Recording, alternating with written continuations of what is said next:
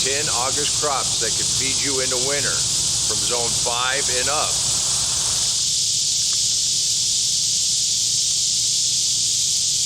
Now, being the 1st of August, it is a little too late to plant any more corn. We still have time to plant quite a few things and still get a good harvest. And I'm not talking about what we're going to plan to put in our cold frame. This is what you can still plant August 1st. Let's get into it. And these are the ones that are worth planting now if you want real food. If you're looking for calories, nutrition, and staying power. And the way I have this broken down is the biggest bang for your buck. Now, a lot of fall gardens, they really concentrate on the leafy greens, and they're not really calorie dense. But we planted a couple days ago, we have beets, that's number 1 on my list, and we have carrots, that's number 2 on my list. Even though beets and carrots are number 1 and 2 on my list, they do have a drawback, they take a little longer to grow. But you can eat the greens early on, and they are very calorie dense, and they're full of nutrition.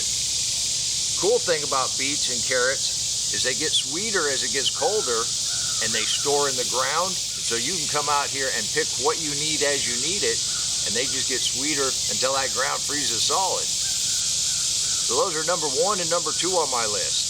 Before we go on to number 3, today is Saturday, and you know what that means. That means we go to you and we celebrate what's going on in your garden. This is where we get motivation, ideas, and I get the inspiration to come out here every day and pick something cool from the garden. Well, I do it because it tastes good. I think we all do it because it tastes good. And I knew this one was going to be juicy. While I wipe this off my chin, go ahead and take a look at a couple of our contributors.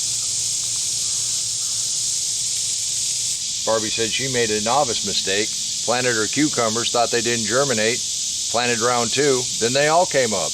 Just look at that trellis full of cucumbers. Now the hardest work Barbie does is harvest, along with those cauliflower, and she's got to start wholesale harvesting those cabbages. Barbie, your Minnesota garden is wonderful. And we'll go south just a little bit to Bruce's Orlando Food Forest. He's got pineapple growing. And just look what happens when you stroll through your food forest and you pick up a few shiny objects. That looks tasty, Bruce. Thank you. And that's a wonderful example of the entire extreme from Minnesota all the way down to Florida. You can do this too. It doesn't matter where you live. If you're going to garden in a container, if you're going to garden in a deep mulch, mixed mulch garden, you can always grow something that tastes good. And you know, many fast-growing crops really don't give you a whole lot of nutrition, but number 3 on my list is turnips. They not only grow fast, they produce wonderful nutrient-dense bulbs pretty fast. You can eat the greens. It's an all-around food, and it stores in the ground until it gets cold. We're going to succession plant a bunch more turnips.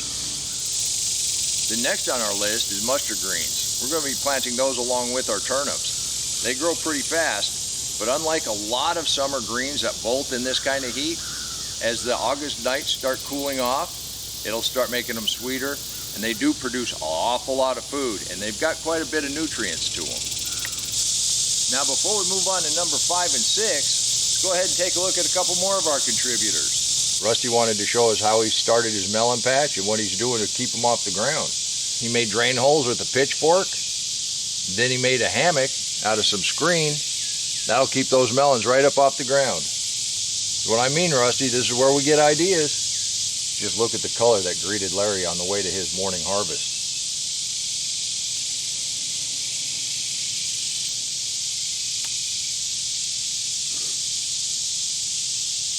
You gotta love okra, Larry. Your garden is wonderful, thank you. Aren't these contributors awesome? If you hit that thumbs up button, it tells YouTube to push this out to more people that might want to learn how to garden. And here's the deal, when I started this, I just didn't want to weed anymore. Came up with this mixed mulch method, thought folks might be interested. Then when I started this journey on YouTube, kind of surreal.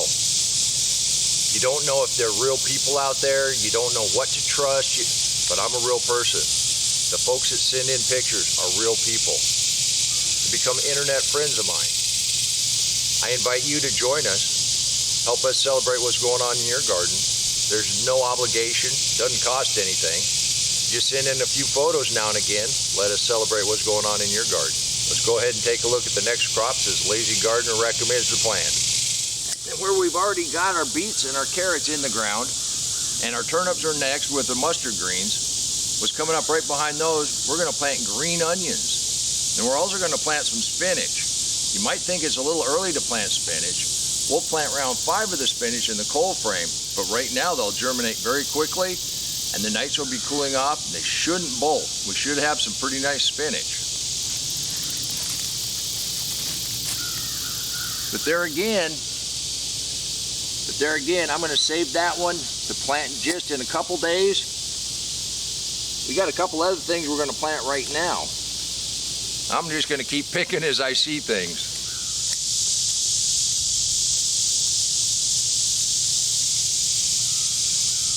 After all, the hardest thing you do in the deep mulch garden is harvest. And right here at number 7 is summer squash. We had quite a bit of trouble this year with the vine borers. Well, we lost this summer squash to vine borers. And by waiting till August 1st to go ahead and plant round 2, we've passed that time where they're going to be laying eggs. We should be past that, and we've had some of our best harvests later on in the year. So the soft body summer squash, I'm going to go ahead and put in, and I'm not going to get too out of hand. We've already got a zucchini over here that was round 3. This will be round 4 or something. I'm going to go ahead and put 3 seeds here, just lightly covered, a little more than roost out. But this soil is good and moist, not only because of the mixed mulch, but it rained off and on all day yesterday. Sun didn't come out till late. And no, I'm not going to mark it. I never mark anything. I think we'll be able to tell zucchini, and if it's yellow, which one that is. You can do this too. But number 8 on our list, and this works real well, helps improve the soil, especially if you got heavy clay soil, and it lasts well into the winter. And that is radishes. And daikon radishes are the biggest, and they grow pretty fast. You can not only eat the... Hello. Not only can you eat the leaves, you can eat the seed pods. Now before we get to 9 and 10, I got a couple more of our contributors we'd like to celebrate. And if anybody says you can't grow mini okra in a raised bed, Mike and Linda are here to prove us wrong. Check that out. Their cowpeas are just loaded.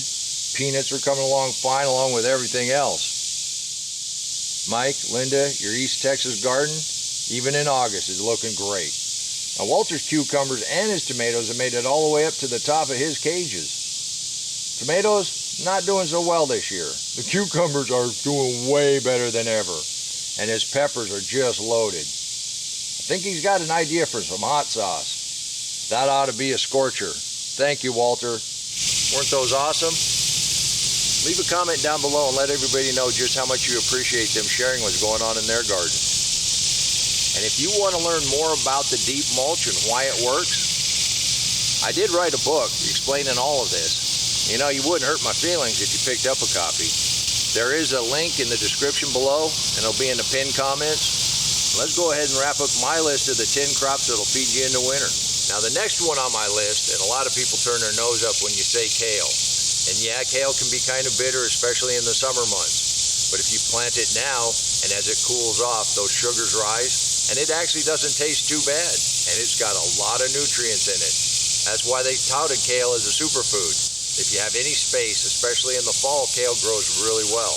Now the next crop I'm going to put in is lettuce. We usually have a bunch out here, but we've kind of gone through it. But that's okay because it grows very fast. Not a ton of nutrients in it, but it's really good to supplement everything else as it grows. By letting our asparagus get established, I've been able to come out here almost every day and get these nice, juicy, tender morsels. And as a kid, I didn't really like this very much. But I'd never had them straight off the plant, fresh out of the garden. I don't think one of these have made it to the house. Fresh baby asparagus. It's got a sweetness that I can't even describe. It's wonderful. For everybody that's made it this far with me, I wanted to let you know the reason some of the long forms have been a little slower coming is I've been working on a project. We're going to show what you can do working into the fall, through the winter, to prepare for next year. how to set up your own garden from start to finish. It's going to be sort of a challenge with a workbook. I'm going to have free PDFs that go right along with this, so you can follow along with us. If you've never started a garden and you're thinking about it, this will be an easy way to get going. Now, if you're an old pro like me and till every year, you want to change, you want to make it a little easier, this is also a really good way to start. It's just a tease, and it's coming up, and I'll talk about it more in the future. Since you stuck around this long, I thought I ought to tell you why I haven't had so many long forms out. I only have so many hours in the day. And I do appreciate everybody that's bought me a cup of coffee, and these are the 10 crops that I am planting right now the first part of August, partially because of the nutrition value, the bang for our buck, and we like to eat them. You can do this too. And until next time, remember, take care of yourself, take care of your family, and God bless you.